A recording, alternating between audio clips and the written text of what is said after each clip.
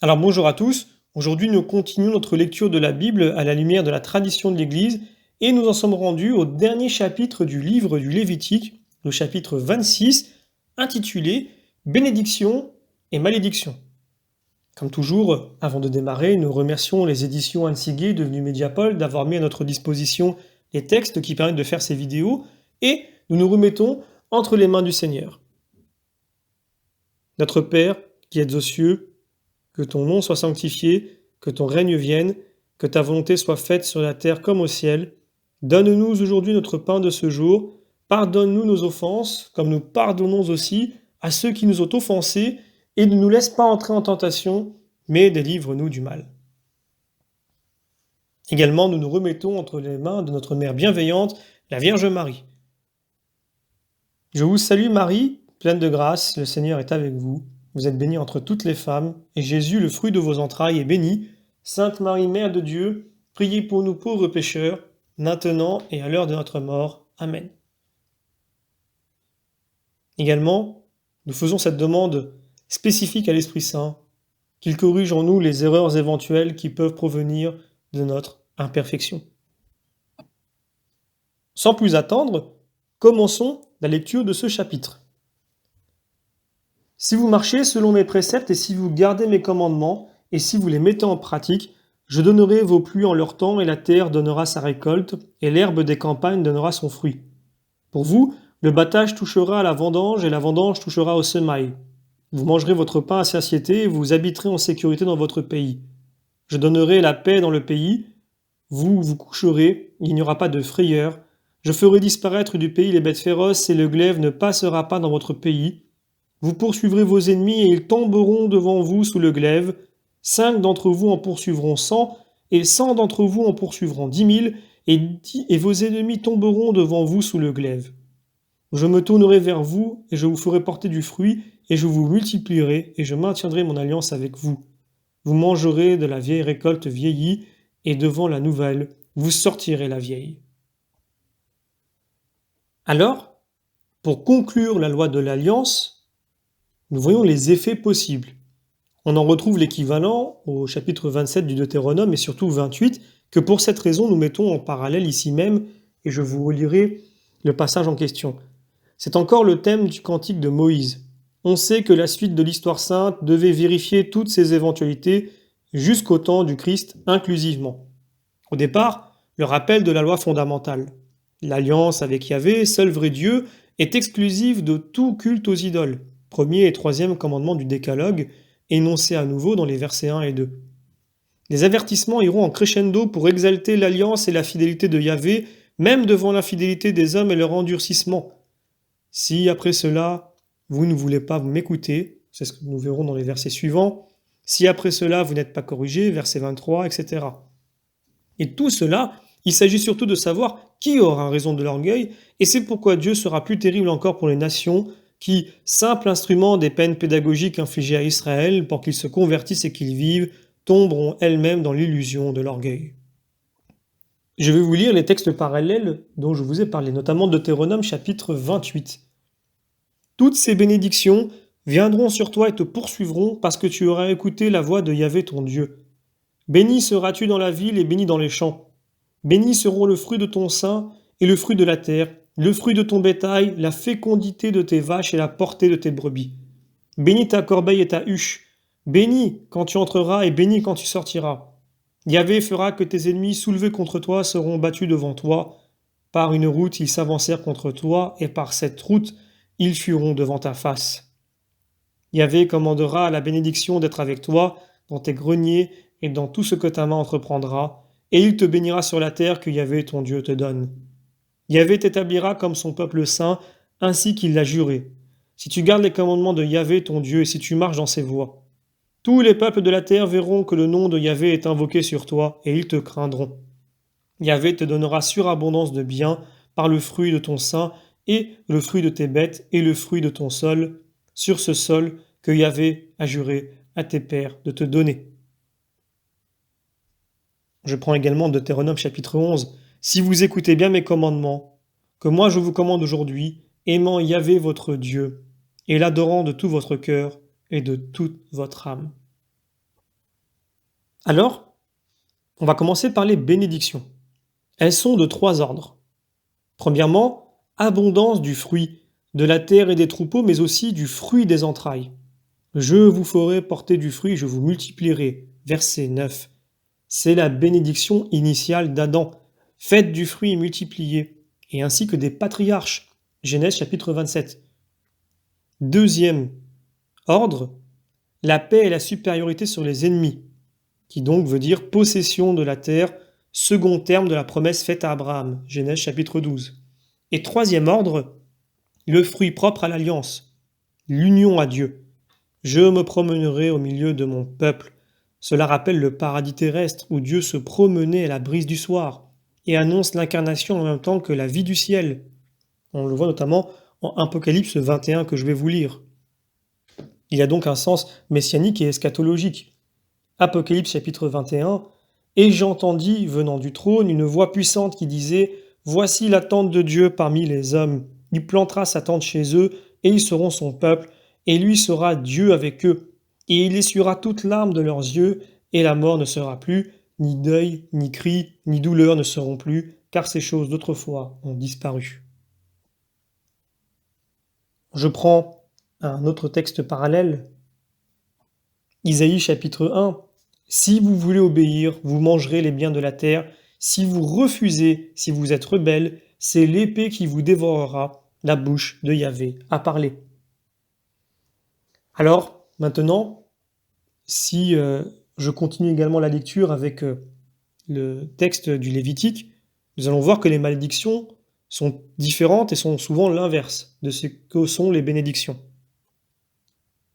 Donc, je placerai ma demeure au milieu de vous, et mon âme ne sera pas dégoûtée de vous. Je me promènerai au milieu de vous, et je serai votre Dieu, et vous serez mon peuple. Je suis Yahvé votre Dieu, qui vous ai fait sortir de la terre des Égyptiens, pour que vous ne soyez plus leurs esclaves. J'ai brisé les barres de votre joug, et je vous ai fait marcher la tête haute. Ça, c'est ce que nous avions vu avant. À partir d'ici, mais si vous ne m'écoutez pas, si vous n'accomplissez pas tous ces commandements, si vous méprisez mes sentences et si votre âme se dégoûte de mes préceptes et ne met pas en pratique tous mes commandements, ce qui rompra mon alliance, moi je vous ferai ceci, j'enverrai sur vous la terreur avec la consomption et la fièvre qui font perdre les yeux et qui épuisent l'âme. Vous sèmerez en vain vos semailles et ce seront vos ennemis qui en mangeront. Je tournerai ma face contre vous et vous serez frappés devant vos ennemis. Ceux qui vous haïssent domineront sur vous, vous fuirez même si nul ne vous poursuit. Si, après cela, vous ne m'écoutez pas, je recommencerai à vous châtier de vos péchés 7 fois davantage. Je briserai l'orgueil de votre puissance et je rendrai vos cieux comme du fer et votre terre comme de l'airain. Votre force se consumera en vain, votre terre ne donnera pas sa récolte et l'herbe de la terre ne donnera pas son fruit. Si vous marchez à l'encontre de moi et si vous ne voulez pas m'écouter, je multiplierai vos paix 7 fois davantage. J'enverrai chez vous l'animal sauvage, et il vous privera de vos enfants. Il exterminera votre bétail, il vous décimera et vos chemins seront déserts. Et si après cela vous n'êtes pas corrigés, si vous marchez à l'encontre de moi, moi aussi je marcherai contre vous, et je vous frapperai, moi, 7 fois davantage pour vos péchés. Et je ferai venir sur vous l'épée vengeresse qui vengera l'alliance. Vous vous rassemblerez dans vos villes, et j'enverrai la peste contre vous, et vous serez livrés aux mains de vos ennemis, je briserai votre bâton de pain, et 10 femmes cuiront votre pain dans un seul four, et rapporteront votre pain au poids, vous en mangerez, et vous ne serez pas rassasiés. Et si après cela vous ne m'écoutez pas, et si vous marchez à l'encontre de moi, je marcherai contre vous avec fureur, et je vous corrigerai, oui, moi, 7 fois davantage pour vos péchés. Vous mangerez la chair de vos fils, et vous mangerez la chair de vos filles. Je détruirai vos hauts lieux, et je renverserai vos piliers solaires, et je mettrai vos cadavres sur les cadavres de vos idoles, et mon âme vous aura en horreur. Je livrerai vos villes à la ruine, et je dévasterai vos sanctuaires, je ne respirerai plus vos parfums d'apaisement, je dévasterai, moi, le pays, et ils en seront stupéfaits, vos ennemis qui l'habiteront. Et vous, je vous disperserai parmi les nations, et je dégainerai l'épée derrière vous, et votre terre sera dévastée, et vos cités seront en ruine. Alors la terre s'acquittera de ses shabbats. Tous les jours de sa dévastation, pendant que vous serez au pays de vos ennemis, alors la terre se reposera et elle acquittera ses shabbats. Tous les jours de sa dévastation, elle observera le Shabbat pour tous les Shabbats qu'elle n'a pas observés en vos jours de Shabbat, quand vous y habitiez. Et tous ceux qui resteront, je frapperai leur cœur d'épouvante au pays de leurs ennemis. Le bruissement d'une feuille qui s'envole les mettra en déroute. Ils fuiront comme s'ils fuyaient l'épée. Ils tomberont et nul ne les poursuit. Ils buteront l'un contre l'autre, comme devant l'épée, alors qu'il n'y aura pas de poursuivant, et vous ne subsisterez pas devant vos ennemis. Vous périrez parmi les nations, et la terre de vos ennemis vous mangera. Ceux qui resteront entre vous pourriront par leurs fautes dans les terres de vos ennemis, et encore, ils pourriront pour les fautes de leur père. Alors voilà un long passage, et donc si nous pouvons résumer les malédictions, elles sont celles-ci. Premièrement, stérilité du sol, des troupeaux, mais aussi privation des enfants, comme il était arrivé aux Égyptiens. C'était la 10e plaie d'Égypte. Deuxièmement, domination des ennemis et exil de la terre, donc la terre de la promesse. Troisièmement, fléau, famine, peste et par-dessus tout rupture de l'alliance, mais dans un but doublement médicinal. Premièrement, pour la terre de la promesse, elle a été assujettie par les hommes à la servitude et à la corruption. Une fois emmené Israël en exil, elle pourra revenir au repos, Shabbat de Dieu. La répétition d'ailleurs par 5 fois du mot Shabbat en 2 versets accuse bien le péché fondamental des hommes refusant le culte dû à Dieu de par la création et l'alliance. Et deuxièmement, par Israël même. L'exil sera le moyen d'un retour à Dieu. Conversion égale pénitence égale confession des péchés égale réconciliation. Ensuite, les deux se tiennent d'ailleurs de par la solidarité entre l'homme et la terre. Seigneur, tu as béni ta terre, tu as fait revenir les captifs de Jacob. Psaume 85, qui est d'ailleurs le psaume de la réconciliation. Nous pouvons lire quelques textes parallèles, notamment Deutéronome 28. Si tu n'écoutes pas la voix de Yahvé ton Dieu pour garder et accomplir tous ses commandements et ses préceptes que je te commande aujourd'hui, il arrivera que viendront sur toi et te poursuivront toutes ces malédictions. Maudit seras-tu dans la ville et maudit dans les champs, maudites seront ta corbeille et ta huche, maudit le fruit de ton sein et le fruit de ton sol, la fécondité de tes vaches et la portée de tes brebis, maudite sera ton entrée et maudite ta sortie. Yahvé enverra contre toi la malédiction, la terreur, la ruine dans tout ce que ta main entreprendra, jusqu'à ce que tu sois exterminé et que tu disparaisses au plus tôt à cause de la perversité de tes actes par lesquels tu m'auras abandonné. Nous avons un passage dans Luc chapitre 6 qui montre bien que l'Évangile aussi propose le même choix entre les deux voies de bénédiction et malédiction. Nous avons notamment Luc chapitre 6 versets 20 à 26, je lis le verset 21. « Vous qui maintenant pleurez, vous rirez », c'était aussi la phrase qu'on se souvient de l'enfant du rire de Sarah qui était frappée de stérilité et qui pourtant a enfanté Isaac. Nous avons également Matthieu chapitre 11. Il se mit à proférer des imprécations sur les villes qui avaient eu lieu la plupart de ces miracles, ou avaient eu lieu la plupart de ces miracles, et qui n'avaient pas fait pénitence. Malheur à toi, Corazéine, malheur à toi, Bethsaïde, car si à Tyr et à Sidon il y avait eu lieu ces miracles qui ont eu lieu chez vous, elles auraient fait pénitence jadis sous le cilice et la cendre. Cependant, je vous le dis, il y aura plus d'indulgence pour Tyr et pour Sidon que pour vous au jour du jugement. Dans Luc chapitre 6, de nouveau, j'y reviens, nous avons également un autre passage au verset 25. « Vous qui maintenant riez, vous vous lamenterez. » Et donc l'Évangile ne proscrit évidemment pas la joie saine et pure, fruit de l'esprit, mais le rire sarcastique, démolisseur, bête et méchant, le ricanement satanique des rieurs maudits. Et donc quand ils disent « vous qui maintenant riez, vous vous lamenterez », évidemment, ce n'est pas le rire de joie, on le comprend bien. Il y a aussi d'autres parallèles qui se répartissent ainsi. Nous avons un passage en Amos chapitre 4 qui est assez long mais que je vais vous lire.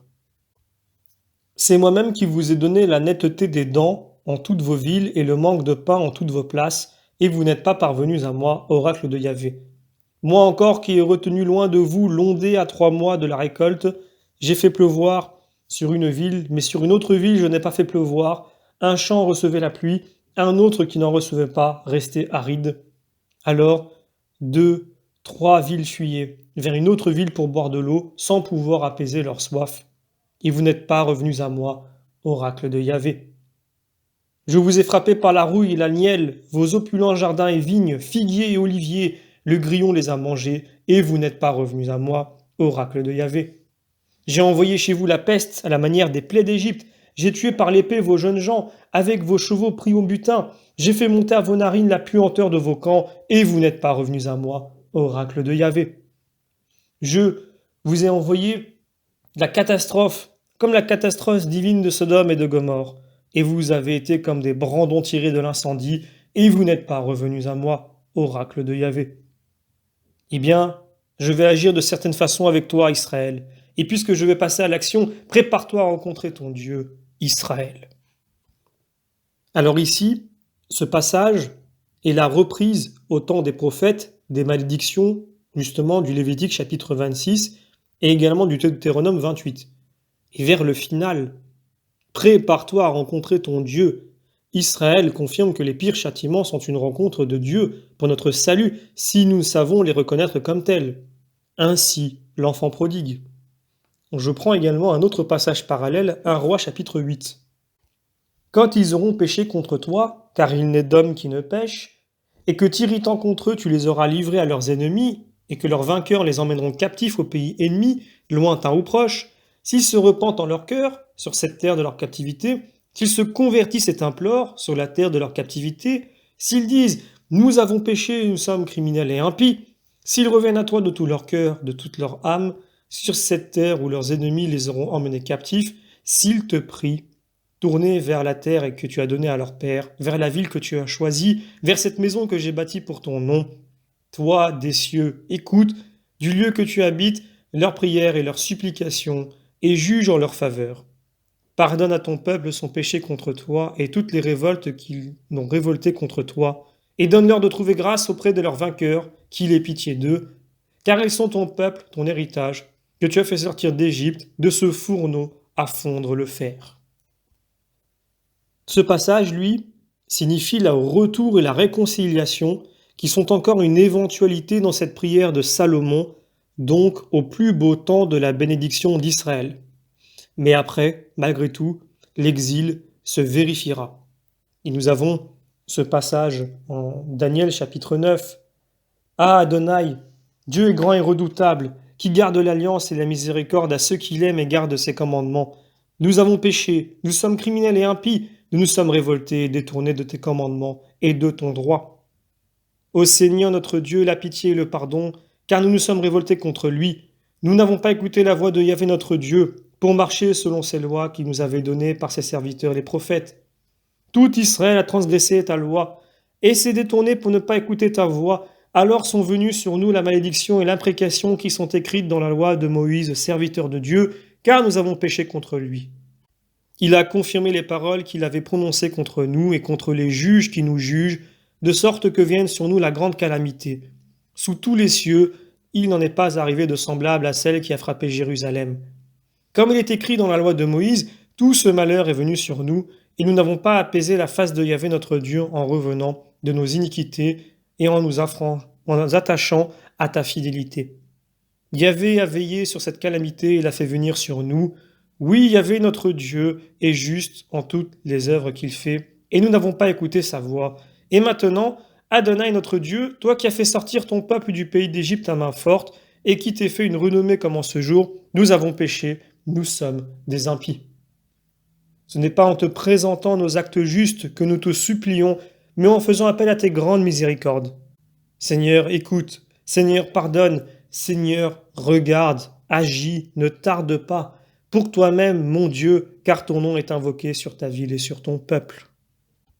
Alors je vais revenir sur un passage que nous avions lu tout à l'heure, au verset 29, « Vous mangerez la chair de vos fils et de vos filles ». Alors ceci se réalisera notamment durant le siège de Samarie, en 2 Rois chapitre 6.